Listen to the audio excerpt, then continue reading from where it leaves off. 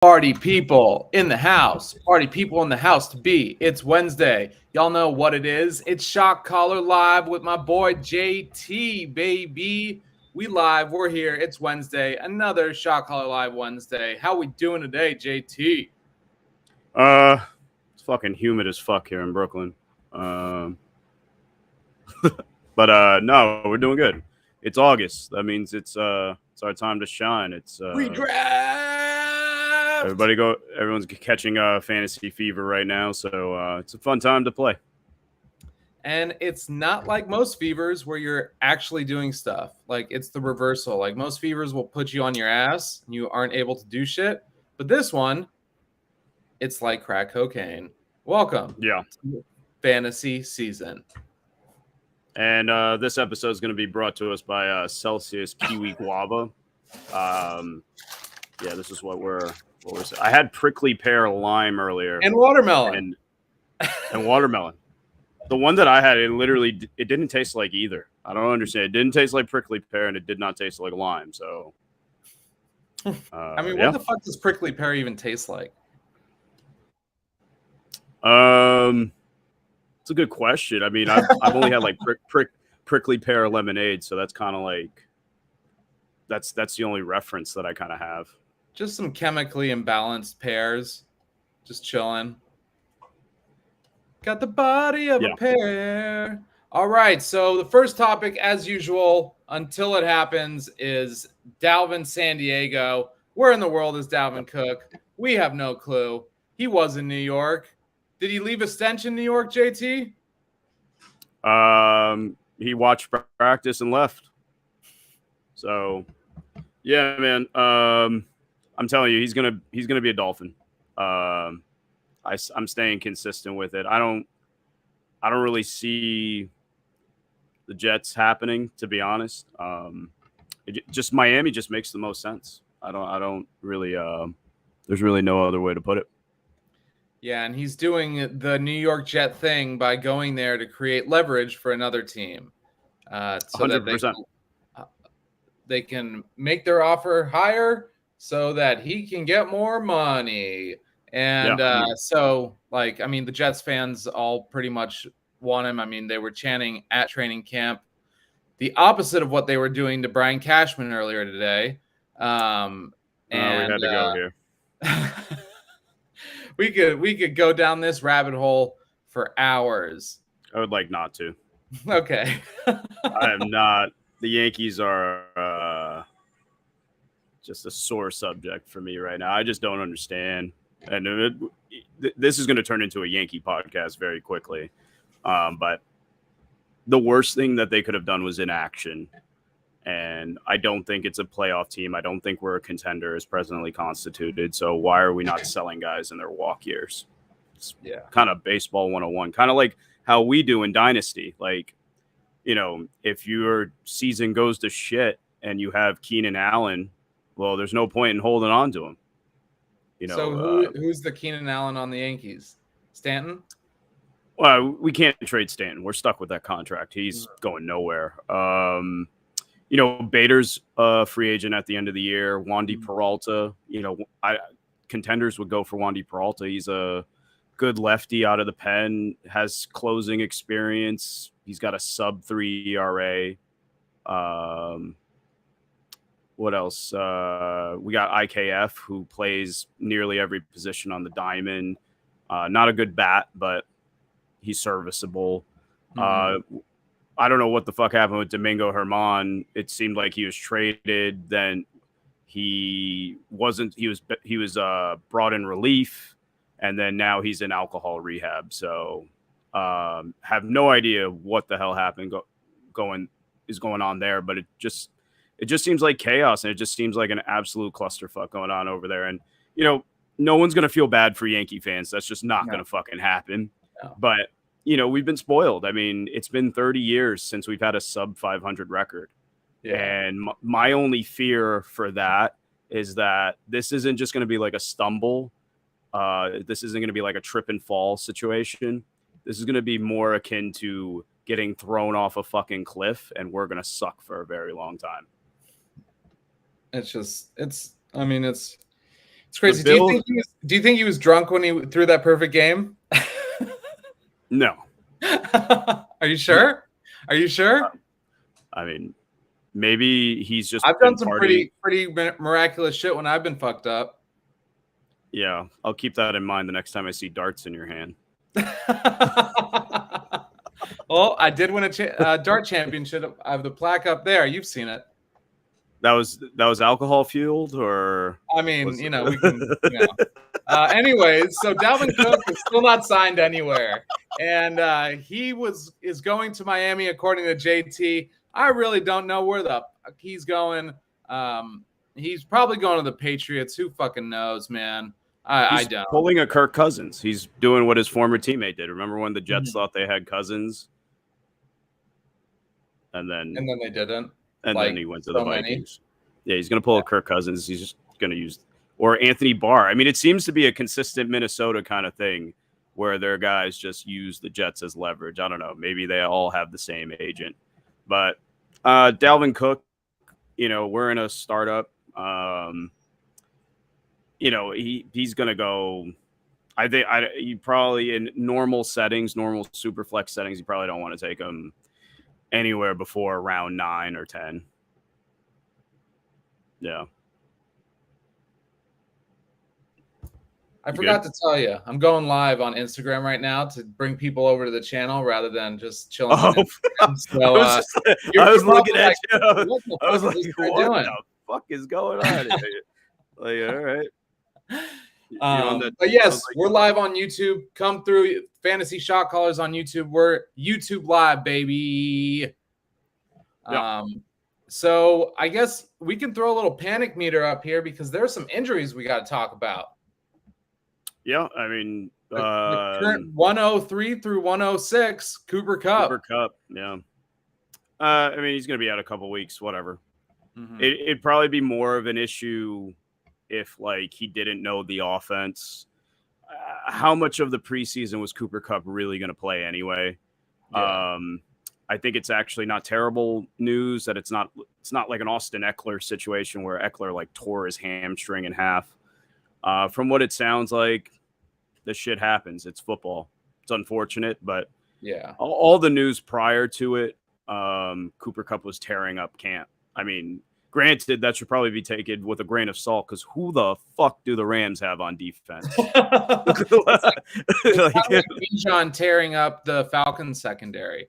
Yeah. Well, hold on. The Falcons have AJ Terrell. Yeah, and Jesse Bates, but still, I mean, okay. Other than that, I don't think he was guarding Bijan on those. Probably not those plays that probably is viral right now.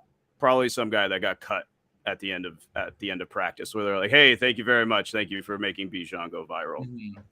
Here's your $5,000, and here's your meal voucher and hotel stay." And so Garrett Wilson update is that he is back to practice this weekend. They're just playing a cautionary tale. And I did a little bit of a deep dive with the help of Lady Shot Caller on Zach Charbonnet. And it seems like that they're just playing with extreme caution with him, that, Charbonnet. The discomfort has come up slowly, progressively, but hasn't progressed to the point of not being able to play. They just, they want him not to get injured during the season and really derail his first year. So, they're playing it safe. Training camp, I mean, he needs to learn the offense. I would trust Pete Carroll to teach a baby how to ride a motorcycle. So, I think it's a good thing. And so that being said, if you're not doing your research on just these news notes and people saying oh, it's indefinite. Indefinite doesn't mean forever, right? It doesn't mean for the whole season. It usually means something really severe. But in this case, they just don't have a timetable on his return. And people say that because, they want to put up that front of saying, we don't know. We're not going to play like we know. And I'm Pete Carroll, bitches. I mean, that's one way of going about it. I think Charbonnet's going to be an interesting redraft pick. definitely inflates his value a little bit in Dynasty right now with Walker with the groin. Walker's groin injury, conversely, sounded not great. And anytime you hear groin, that's just, it's probably not a good sign. And that sounds like something more like where that could linger into the season. Tim Patrick tore his Achilles. Yeah. So, and remember, he was the best wide receiver on the Broncos, so they're kind of fucked now. He was definitely a nice late round dart throw. Probably someone that you would take instead of a kicker or a defense. Yeah. But I think that, that inflates Sutton a little bit. I like that for Cortland Sutton more than I care about that he's watching the Michael Thomas portion of Sean Payton's offense. Yo, my guy, Chuck Silver in the house. Oh, snap. If you Marvin need Mims time, make sure you check out Chuck's page for DFS. I'm pretty sure he'll be doing football DFS this year and in general. Glad to have you, Chuck. And Mims gets a shot at the slot here. Oh, my boy Schlag, which this startup that me and Ben are in makes me appreciate Gen Chat so much more. Love everybody there. Just want to remind everybody in that league. That's the best league in on Sleeper. Booked is probably second. Pete is always snake tongue. Can't trust what he said. Fair. Ben apparently would trust his child on a motorcycle with him, though. I didn't say my child. I said a baby on a motorcycle. And teaching. Just a random baby. Just I don't give a shit. I never said mine. See, snake tongued. Pete Carroll, see, we got a thing. Maybe it's a white thing. Oh my god. Oh my god. Here we go. White onions. White. Watt Celsius. Watt water. Watt people. Did we talk? We haven't touched on Javonte yet. No, we didn't talk about Javonte. Cautiously optimistic would be my prognosis. That he plays week 1, or like is fantasy relevant this year? Fantasy relevant. He strikes me as someone where like he's probably someone you want to look to buy like week 5, week 6-ish. I don't think he's going to get like a workload in week 1. I think he might get like 10 to 12 carries maybe just to kind of like throw him out there. And pass protection is very important in Sean Payton's offense and in general for Russ, where the biggest thing about Russell Wilson is he takes too many fucking sacks. So, I mean, he's not someone that I'm really targeting in redraft per se. I think there's other guys in that range that I'd rather have. But in Dynasty, he's a nice buy low right now. I think you could buy him for pretty low. I think in our startup, he went a little bit high for my taste, but fifth round, I think. Yeah, but I don't think our startup. So I was like debating whether to talk about the startup we're in because it's not normal settings. Mm-hmm. Yeah, it's not normal settings, so it's kind of like inflated. Yeah, it's hard to like justify the ADPs in there. I mean, for fuck's sake, we had Treylon Burks go at the 10-1, which I know they signed Nuke, but that's not going to happen. Yeah, and I mean, so with inflated like running back points, you have the ADP stays the same, right? I wonder if Sleeper will ever adjust it to where like if you inflate the stats so it's like by increments, like they change the ADP, like have it just put into the algorithm because I mean I'm sure it can be done. Well, I mean it's done for like Superflex. Well, yeah, of course, yeah. Right? They have different ones for redraft, different ones for Dynasty, and then Superflex, standard, PPR. Not that I want to defend Sleepers. Sleeper's probably just going to say just hit the projected points. Yeah. So. And speaking of Sleeper, if you haven't already, go use the Fantasy Shot Callers promo code SHOTCallers and have your deposit doubled up to $100. Remember, the promo code is Shot Callers, and your money will be doubled, so you can beat us in best ball, so you can win some money on over unders. It's great. It's awesome. It's amazing. And if you check out our Instagram under the Fantasy Shot Callers Instagram, in the link tree, there is a special promo link for Trophy Smack if you're looking for draft boards, if you're looking for belts, rings, trophies, anything you need from Trophy Smack. We got a special discount code for you. So definitely tune in to that. Nice. We actually are sponsored. Yeah, right? Sleeper and Trophy Smack, baby. Let's go. Who else got hurt? Let's see. Tony. Kadarius Toney got hurt. Oh, yeah. Yeah, Kadarius Toney got hurt. Shocking. Yeah. Shocking. Kadarius Toney hurt. Who could have seen that? So that being said, though, just to finish up on Javonte to answer Chuck's question, I like Javonte a lot more in best ball. Mm-hmm. I think that could be where he hits there. And I think there was a redraft board that I think I saw Jamal Williams go ahead of Javonte, and that just kind of seems a little crazy to me. Yeah. Good for them. Yeah. I think they were a Saints fan, so. Oh, okay. Well, let them live. Come on, bro. I need context. All right. Yeah. League settings. Okay, that includes personalities. Let's see. Let's get to. For solidarity with running backs, should we make a league where, like, if the running back's over 26 years old, their points are doubled? That's lit. That's lit. would that just be like, we're just this league's in support of paying running backs in the NFL? I'm down with that. Raheem Mostert 101. 101. Yeah, if they're over 30 and their points are tripled. Yeah, tripled. I love it. Yeah. So when are we starting? Let's just start a mock draft right now. Yeah, let's do it. Derrick Henry 101. I mean, he would be for sure. Yeah, we talked about Cup at the beginning, but we could talk. I said Cup's going to be fine. Looks like I'm kind of getting a little choppy right here. Oh, okay. Fuck it. Cup. Yeah, I think he'll be fine. I was saying it would be a bigger issue if he didn't already know the offense. Hamstring injury it seems like the standard time for a hamstring injury.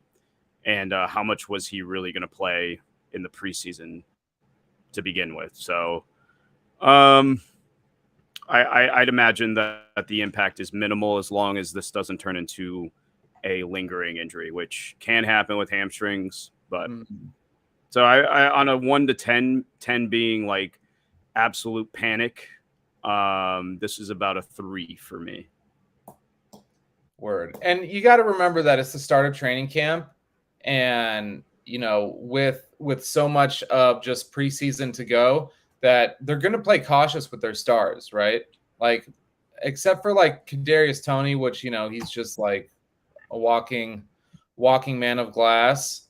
That they're going to play it safe because, like, and then most of the people we talked about, other than like Charbonnet, right? Like, they know the system, and like, I mean, yeah, granted, Garrett Wilson hasn't played with Aaron Rodgers too much, but from the hype videos, they've got a pretty good rapport already.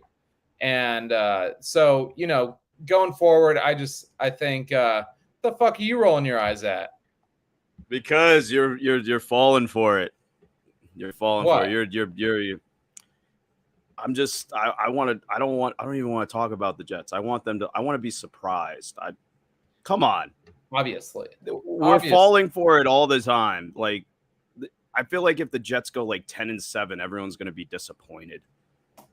Duh. We're supposed to go 17-0. 17-0. I can tell you, right? Have you seen the beginning of the Jets schedule? They'll be lucky to go 2-2. Yeah, I mean, that's another thing. People are always talking about strength of schedule for fantasy. I really don't think it fucking matters because defenses surprise you all the time. And like these other defenses that you think are glorious, like, we're not counting the Patriots, okay? But every other defense for fantasy wise, they will either surprise you, stay the same, or disappoint you. And I really think that it's just the strength of schedule for fantasy really doesn't matter, because there's always opportunity to look at the different aspects of those defenses and how they will impact, and then obviously injuries. And so basically what I'm getting to is that when you're drafting and you're like putting like strength of schedule into your draft board, like I made that mistake a couple times, and I don't think it's plausible. I don't think it's the end all be all.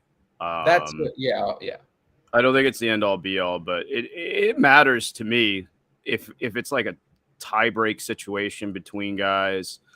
Like I preach, like I've been preaching, and the practice that I employ, especially with like wide receivers, I'm checking who you're playing weeks 15, 16, and 17.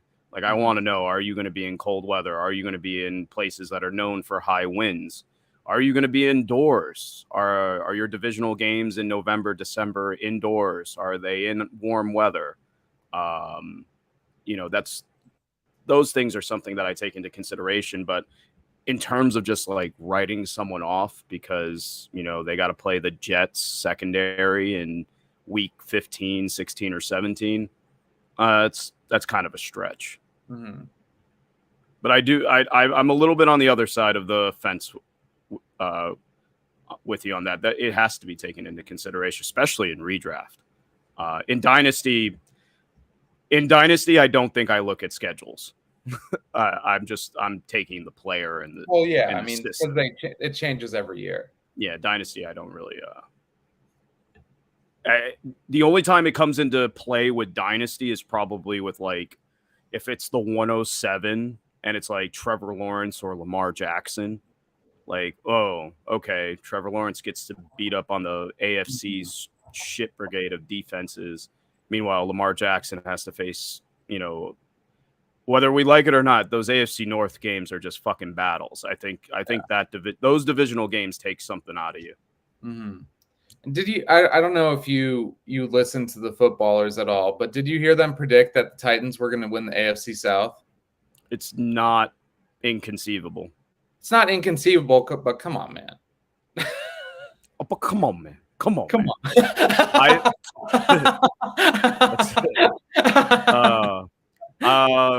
I actually think that's a value bet. So, not to at Caesar's value bet. Yeah, right. I think that's definitely. I mean, look, you can't. I just believe in Vrabel. I think Vrabel's maybe pound for pound the best coach in the league right now. Mm-hmm. All you got to do is look back to last year, going into Kansas City with fucking Malik Willis, who cannot complete a pass. Guy fucking sucks. And they almost won. It was 20-17. They almost pulled off the upset, literally with the quarterback. Basically, he had someone worse than Tim Tebow. So I really think Vrabel. I don't know what the hell happened last year at the end. I think injuries just kind of piled up for them. They lost, it's kind of hard when you lose half your defense and then you lose your entire O-line. I don't think it's ridiculous. Let me put it that way. I feel that they would have the second best odds for me. What's up, Elias? How you doing? How you living? How you feeling? How do you feel about the Eagles running backs fantasy wise? Feel a lot better if they trade for Jonathan Taylor. Yeah. Okay. Anyways, do you have a real answer? That's hey, there's a little steam on that one. That wasn't just a hope and a prayer. I do think that I think Jonathan Taylor will get traded. Two, I think the Eagles will be a prime landing spot for him. But as currently constituted, my philosophy with the Eagles running backs is if I can get all of them, I'm interested. Mm-hmm. I don't want to just have one and pray. And that means I got to get Swift, Penny, and Gainwell, and that's a lot of draft capital to spend on a running back room that has Jalen Hurts, who's probably good for 10 rushing touchdowns this season. Fun facts about the Eagles last year: they were 32nd in attempts thrown to the running back position. And I know they added DeAndre Swift, but I'm going to be honest with you, I don't think that's going to change too much. When you have AJ Brown, Devontae Smith, and Dalvin Cook as your primary pass catchers. So yeah, and even if I did draft all of them, as soon as they pop, they're sold. I'm selling them for whatever I can get them for. Easily. I mean, drafting Swift in the mid rounds and redraft, you can find a wide receiver too there, or you can find literally any other running back too. And those are like the primary running backs. And so, I mean, I think if I'm taking a stab at anyone this year in redraft, it's Penny in like the 12th, 13th round. Yeah. Right. Yeah. I mean, I'm then might be too spending early. any draft capital on that running back room. I'm having Penny as my RB3 or 4, and I'll plug him in during bye weeks if he doesn't get injured by week 4. I love the sleeper blurb where it's like they're saying, oh, he had a hard luck injury last year. Someone like fell into him, and I'm just like, well, it's every year. It's not just last year. Yeah. But in terms of Swift, I would literally take every single wide receiver 2 over Swift. Whoever your wide receivers 13 through 24 are, I would take all of them, any one of them over DeAndre Swift. Mike Evans or DeAndre Swift? Wow. I don't have him in my top 24, but Dynasty or redraft? Redraft. Ooh. Come on, bro. It shouldn't be that hard. Great question. Probably taking Swift. Really? Mike Evans is not in my top 24, so yeah. I'm definitely smashing Baker literally has to show it. I'm not. Does he have any fanboys left? Like who, Baker? We were talking about it earlier. We were talking about it earlier in Gen Chat. What's up, 7? Baker is the closest, the only guy that's on the Geno Smith track for this year. And I'm here to tell you, I'm more along the lines of thinking Geno Smith is just a complete anomaly in a year that quarterback Armageddon happened, and we're not going to see another Geno Smith this year. And are you talking about just other players, or are you talking about like Geno Smith won't be a good quarterback this year? No, I'm saying Baker Mayfield is the only possible Geno Smith parallel for this season. Okay. He's the only one on that track. And I just don't see that happening, man. When I say Geno Smith track, it's like guy completely written off, switches teams, gets a starting opportunity, and just runs with it. And I love how people are like, oh, Geno Smith, quarterback 5, like last year. And it's like, yeah, literally, it's the most starting quarterbacks in an NFL season ever. Last year. It set the record. And it's not because of the 17th game. What's good, Bunish? How you doing? How you feeling? How you living? If you haven't already, smash that like, smash that subscribe. It goes a lot further than you think. And just do it. All right? Just do it. Throw questions in the chat. Please. You didn't say please. Where are your manners, sir? Huh? Hey, you want to come back and help me out here? Please hit that like and hit that subscribe. Smash it, why don't you? Thank you. You're welcome. Bless you. Yeah. Yay. Victory. Yeah. What else we got? Henry retiring after this year? No. Nope. No shot. Let's see. What else do we have? We have got some stuff and some things, and we got some more avoids, new avoids that we're avoiding.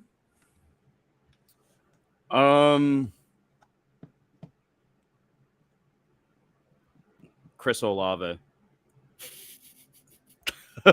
Here we go. Yeah. Here we go. I mean, it feels like this is the time of the year where people are starting to talk themselves back into Mike Thomas. And I just don't understand why anyone would why. Just don't do it. I think Calvin Ridley fanfare's kind of gotten a little crazy. He stubbed his big toe. I like Calvin Ridley. I think you watch some of those hype videos and you're just like, all right, that guy, it looks like he hasn't missed a beat, but I think we gotta kind of chill out a little bit. It's starting to get a little wild to me. And I mean, of course, when he runs fast in a video and makes some cool catches, he's the next. His footwork. Yeah, I don't know if I particularly have avoids. I have buys more than avoids right now. Okay, all right, we can transition to that. But remember, if y'all remember, there was a really big hype video a couple years ago that he was on the Falcons too, and he was a veteran. He was a bit older, but that of Julio Jones had a viral video going out that his footwork was impeccable when he went to the Titans, and completely shit the bed. I think his body just gave up on him. The Hall of Fame wide receiver. I mean, he's shit. Yeah, so he literally shit the bed, not figuratively. Sure. There will be no Julio Jones slander for me. He won me way too much money. Yeah, he did 1 year, and then the next year was the last year when all of his injuries happened. So who are you buying now?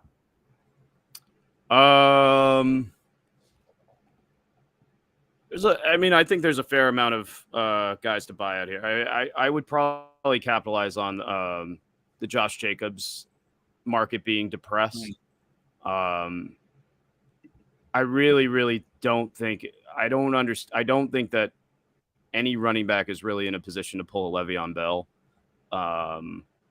And I truly, truly think that some of the teams that are having these running back issues are going to find that it's much better to trade these guys versus just having to, as Mike Tomlin said, having a hostage rather than a volunteer.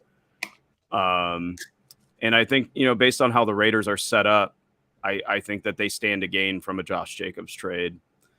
So I would probably buy on that depressed market. I really buy in Travis Etienne. I get it. Tank Bigsby might be a good player and everything, but a lot of his press. It's not like Etienne hasn't done anything. It's not like Etienne's not a good player anymore. Again, he's getting paid 4, 5, 6, 7, 8 times the amount that Bigsby's getting paid. Etienne's going to be the guy there. I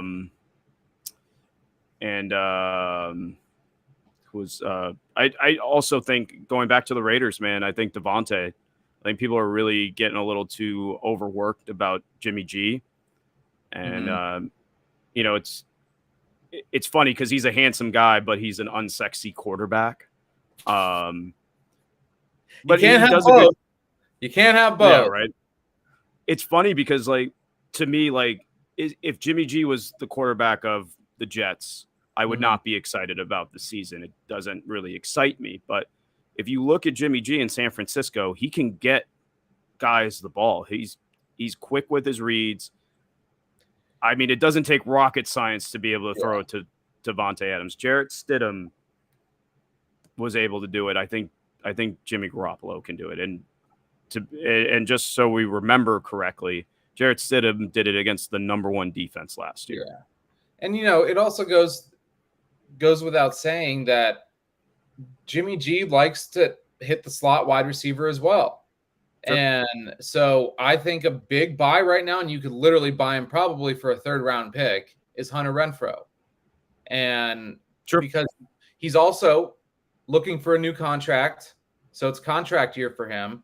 They just brought in Jacoby Myers. You know, Devontae, he's great, and I agree with you. I think the inflation of shit talking on Devontae this season has come to a Mount Everest type of hype, and I think that it's going to be a little bit better than people are expecting, especially because their defense is not good, and they've seen better plays.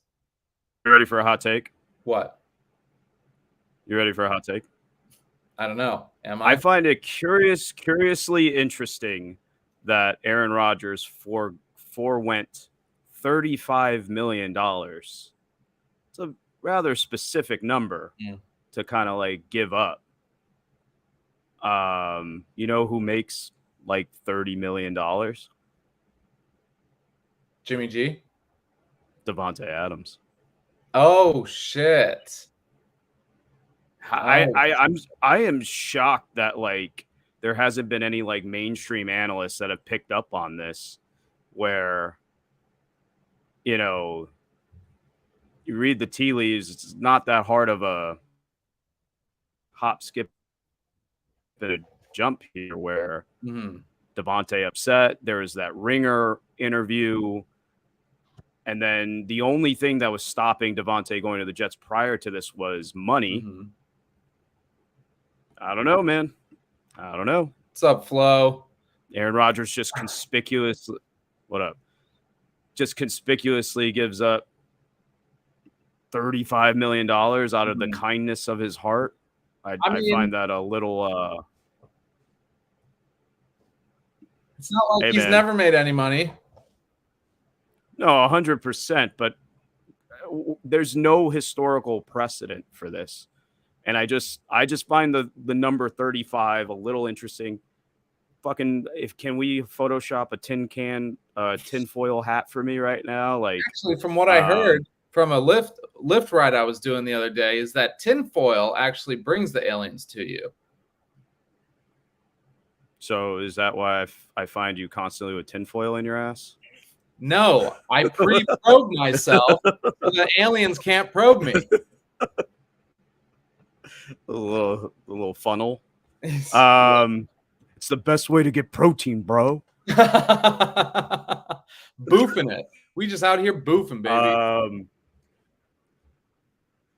Yeah, but I don't know. I just think it's a considerable amount of money, and that's why I just don't think they're gonna. I don't think Aaron Rodgers gave up that money to go spend it on Dalvin Cook. I think I would not be surprised if that Raiders situation just goes nuclear, and Devontae, especially watch out if like they don't immediately spend this money. I could see mid-season where they're just like, hey, we just have all this extra cap space, and the Raiders are fucking 1-7. Yeah. I mean, you just see Joe Douglas in like a bath naked with all this cash around him. Yeah, right. It'd have to be a pretty big tub for Joe Douglas's big ass. Yeah, that's what I'm saying. It's like Rick Ross. You know that. maybe the Jets get Jacobs and Devontae and just go full super team. God, it's like the Heat. Huh? Yeah, I mean,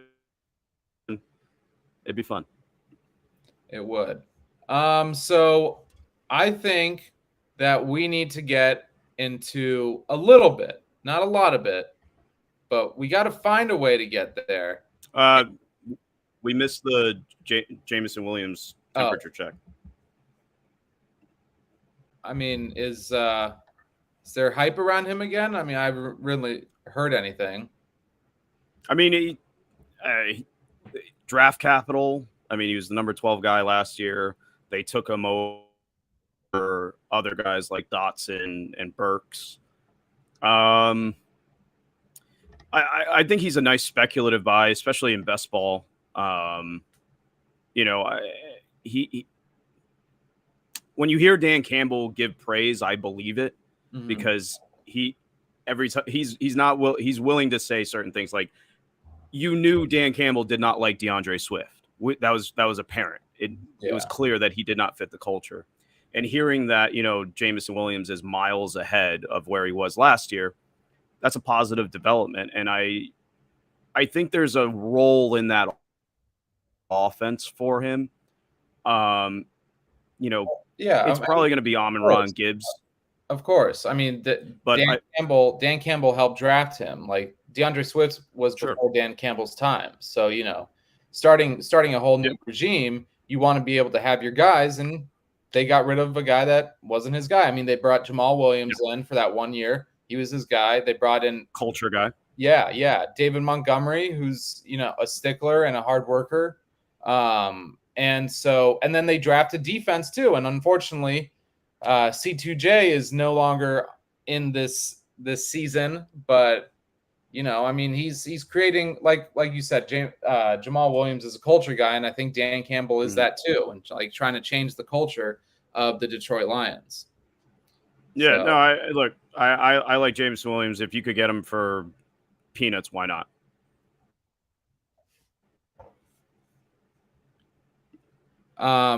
Definitely good best ball dude. How many targets a game when he's back? 4 to 6. I mean, I don't know. There's so many options on that team. I couldn't ballpark it. I think what you're hoping for, and probably the most ideal situation, is probably like a Deshaun Jackson type of fantasy player, for sure, which is probably the ceiling. That's probably like the tip top. It's hard to ballpark right now, but he's an intriguing prospect, and you want to bet on that draft capital. Yeah, especially when you go back and you look at his Alabama tape. He was just kind of crushing people. Yeah, I mean, he was supposed to be the number 1 wide receiver in that class. Yeah, and I don't think he's like, conversely, like Jalen Hyatt can run about 3 routes. Jameson Williams is a little bit different. Mm-hmm. And speaking of routes, it must have taken a pretty crazy route to get to here. And let's see what the Mr. Man has to say. Put the gun down. I saw you in the box. What was in the box? Because I envy your normal life. Put the gun down, David. It seems that envy is my sin. Oh, what's in the box? Not till you give me the what's gun. in the fucking box? Give me the gun. Now I'm telling you to give me the gun. What's in the box?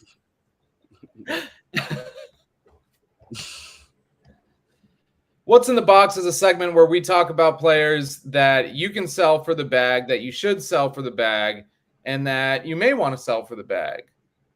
And basically what we're saying is that the hype is overcome the beings of the fantasy gods, and it's time to cash in. Do you have any off the rip, JT? Trying to check out this draft board. I think no, I don't. I was gonna say Jamar Chase, but that feels wild. I think I've already said T. Higgins. T. Higgins has been on one of my sell lists, and especially if we see Burrow miss extended time. I'm a big proponent of, like, you see overreactions happen where guys are like, oh shit, Dak Prescott's out. I got to get rid of CD Lamb because he's not going to do well. I think if you really look at it, when a backup quarterback comes into play, they're simplify the offense. They're going to simplify the reads like they did with Cooper Rush. And it's going to be one look, get rid of it to CD Lamb. And we saw that over and over again. So quarterback gets hurt. It's a time to bet on the talent. So that being said, I think that Bengals offense, if it's a backup there, I think we're going to see Chase get more of the looks than T. Higgins. Sell Debo. That's like, I think Debo's more of a buy than a sell. Yeah, I don't think that he's one of the most.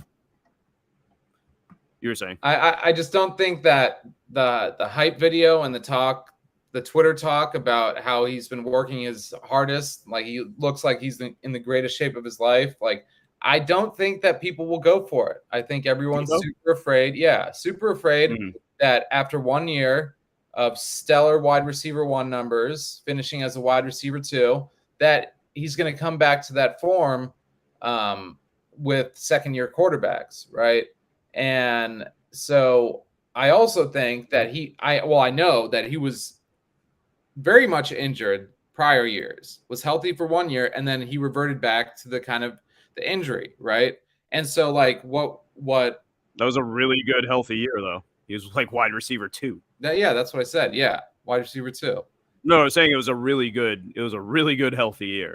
So you see what the potential is. Yeah, of course. That looks more like an outlier now, but I don't know, man. But also he was running the ball so much then too, because they had Elijah Mitchell, and then Elijah Mitchell went down for a little while, and now they have Christian McCaffrey and Elijah Mitchell. So I mean, it's like, yeah, I agree. I think if anything, like if you can buy Debo on the cheaper side, I would. I think Debo's more of a buy than a sell, but he's one of the most polarizing guys. I mean, you could be in a startup draft right now, and he could go at the 5-12 or he could go at the 9-1. You have no idea. I do think we should see Brandon Ayuk go ahead of him more than he does. I still think I see Debo go almost consistently ahead of Ayuk right now. Look, I'm going to break this down like this.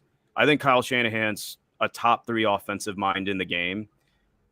And now with McCaffrey in tow, he's had a whole off season. You're telling me that he's not going to find a way to get the ball to, I think his second or third highest offensive, the guy that he's paying the second or third highest salary on the offense. I find that to be a complete stretch. I think we'll see Debo be involved. Is he going to be a top 5 option again? I don't know about that, but it wouldn't surprise me for Debo to have consistent 4+ wide receiver 1 weeks. So I'm more buying Debo than I am selling him. Like, I'll ask you, would you rather have the 112 or Debo? Because that's about what he's going for right now. Debo. I'd rather bet. Probably buy him for less. You could probably buy him for 2 2s right now. So this is not a sell time for me for Debo. AP saying Kenny Pickett or Kristaps Porzingis? Which one? They're both. I'm pretty sure he's saying Kyle Pitts. Oh, Kyle. There's so many KPs.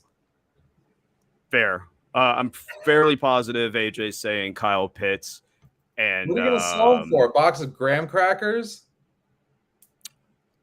Dude, he's still commanding a sizable package in the dynasty realm. 100%. I mean, you could probably still get 2 1s and a 2 for him right now. If you're in a tight end premium league, of course. If you're not, then good luck. For the same reasons that I didn't really like Kyle Pitts last year, which was Marcus Mariota isn't good at getting wide receivers the ball. Mm-hmm. I think the same thing kind of applies to Desmond Ridder until seen otherwise. And also there's Bijan Robinson. Now there's Drake London. I don't know, man. It's hard to see. Forget about Mac Hollins. The great Las Vegas Raider, Mac Hollins. I will continue to forget about Mac Hollins. It's just kind of like, I don't know, man. It doesn't jump out to me. I think his perceived value is significantly higher than his real value. And that being said, he's probably going to go out for a fucking vintage Travis Kelce season. Now that I said that, for sure, yeah, definitely. Do you remember when he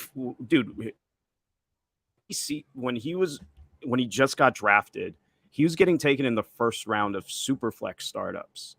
Granted, those were tight end premiums. Travis Kelce? But no, Kyle Pitts. Kyle Pitts was like a bona fide first round pick in startups if it was tight end premium. That's bananas. Now he doesn't go ahead of Andrews anymore. I don't think he goes ahead of Hawkinson anymore. I think it's like Hawkinson and Pitts are like kind of in tandem. Yeah. You see one of them go first. Mm-hmm. So yeah, 100%. That's a great sell, Kyle Pitts. Yeah, I don't know what. I'm kind of not there. I'm not there. Well, I mean, selling like Kyle Pitts. I really think that there is. If you can get the bag for him, yes, 100%. But like, I just don't think the bag is out there. I really don't. Like, I mean, with like, and it only takes one. You're right. It only takes one bag, and it only takes one gun to rob a bank, kind of. And that's what you kind of like.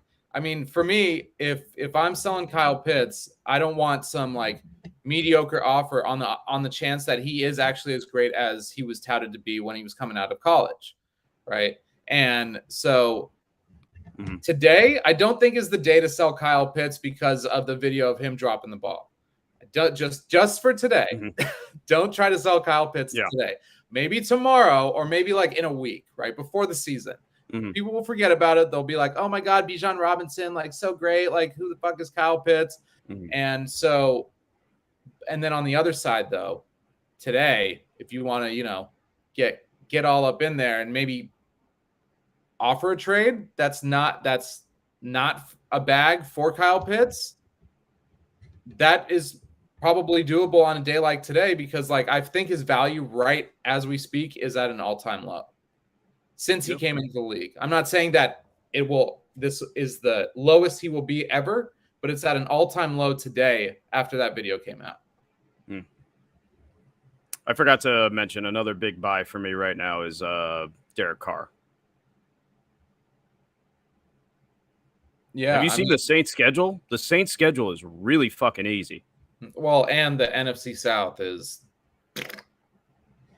I don't think they play a top 10 quarterback. Is that a good thing? No, I'm serious. In their schedule, they don't play a top 10 quarterback. Quarterback or cornerback? Quarterback. Okay. Like they don't play the Chiefs. They don't play the Eagles. They don't play the Chargers. They don't play the Bengals. They don't play. They played teams that were really bad last year. I think he's an interesting speculative buy as a quarterback 3. Yeah, maybe capitalizes on being a Hall of Fame quarterback like the Jets were trying to tell him in the agency meeting. Once I heard that, I was like, the Jets aren't getting Derek Carr. That's fucking horseshit. Apparently, the Jets told Derek Carr if he comes to the Jets, he'll be a Hall of Famer. Like, yeah, that means they're not fucking signing him. I hear that. Let's see. All right, so what's in the bag is pretty much in the bag. What's in the box? What's in the bag of boxes? And, sometimes for this next segment, our last segment, there's some stuff that you may need to hold in a bag. Or maybe, you've done it in a box. Oh, God. I'm going to have diarrhea again. It's okay. Mom! Bathroom! Bathroom! Bathroom!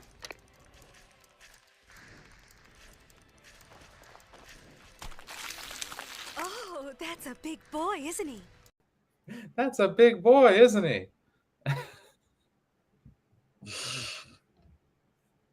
Yeah. Let's see.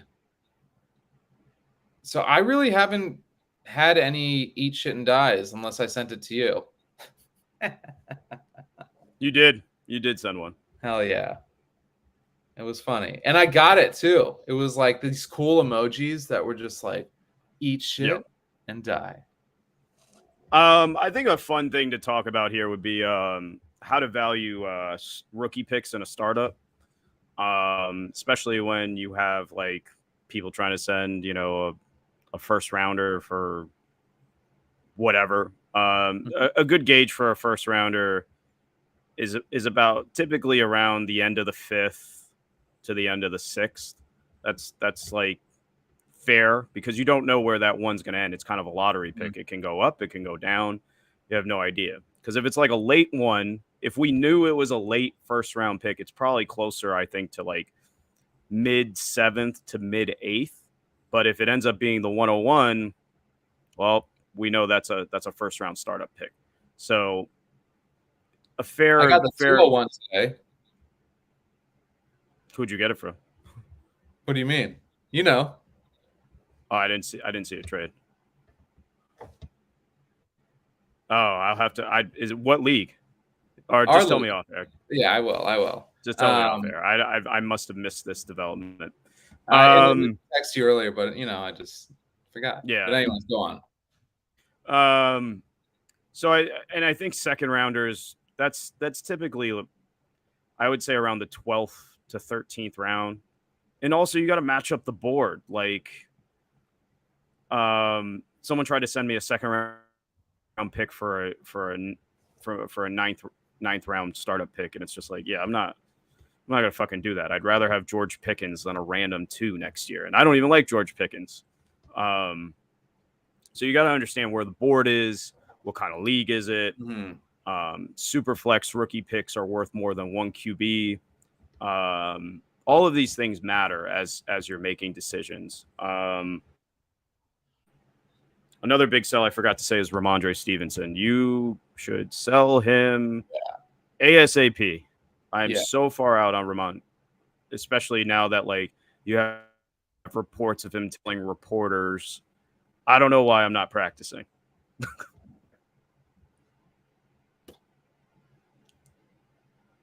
You're a Ramondre truther. How does that feel? I don't like it. It's almost like we've seen this with Belichick. It's almost like we've seen this with Belichick before. He about to get LeGarrette Blounted. Yeah. I also probably buy Brees. As much as I think Dalvin's going to be a Dolphin, that means I'm also a proponent of buying Brees Hall. I mean, motherfucker's running 23 miles per hour. Why are we even talking about fucking Brees? Brees 10 times out of 10 over Ramondre. Chuck. For this season? For this season. What if Dalvin Cook goes to the Jets? I don't care who it is. Dalvin Cook's going to be in there to fucking block defensive ends off the edge. Yeah, with his bunk ass shoulder? I don't think so. I don't think you were even able to ask the whole question. I think he just saw Brees and Ra, and he was like, Brees. Brees. I don't even care even if they do get Dalvin. I mean, does it take some of like his, top 5 RB potential away? Sure. But I think Brees he does everything. I think we're really underselling how good Brees is. Yeah. This guy, they won 7 games with Zach fucking Wilson and Joe Flacco at quarterback. Mm-hmm. Because of Brees Hall. Yeah. Well, the thing is like this tandem would be a better version of Nick Chubb and Kareem Hunt. Just saying it right now, putting it out there. It would be a better version of a couple years ago, Nick Chubb and Kareem Hunt. Dalvin Cook is kicking white ladies in the head? Come on. No, of course not. Well, maybe. But no, I really think if Dalvin Cook went to the Jets, that it would be a better version of that. Even though that was pretty fucking good.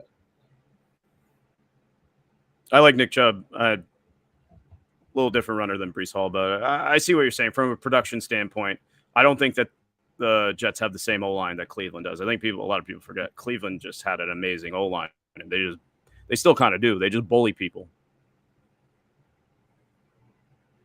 Did you see the hype videos for Deuce Vaughn? Yes. Dude. Like this big, like dude, it's going. Bro, it's pretty fucking crazy to see. I mean, I like Deuce Vaughn. I hope he does well, but I don't know. They won't be able to see him. Dude, he makes Clyde Edwards-Helaire look tall. Like a beast. Yeah, what is he, like 5'4"? I'm not even trying to be like funny 5'5". about it. I'm pretty sure he's 5'5" or 5'6". 5'5" and what? 3-inch cleats? Dude, you know how big those dudes are? I'm not even trying to be funny. Like, I like Deuce know. Vaughn. I know. And It's crazy. yeah. But if you haven't already, smash that like, smash that subscribe. You got anything else for the people there, JT? No. Okay. Sick. So that brings us to a conclusion of the Fantasy Shot Callers live. We will be live again next week. Wednesday, same time, same place. Superflex Sundays on Sunday at the same time, 8 p.m. Eastern Standard Time, 5 p.m. Pacific. We're doing a Superflex mock draft with third round reversal. And so we'll be getting that in. And then can't forget about Safe Space on Mondays, 10:30 or what is it? 8:30 p.m. Eastern Standard Time, 5:30 p.m. Pacific for mock draft Monday this week. And come bring your people. Come hang out.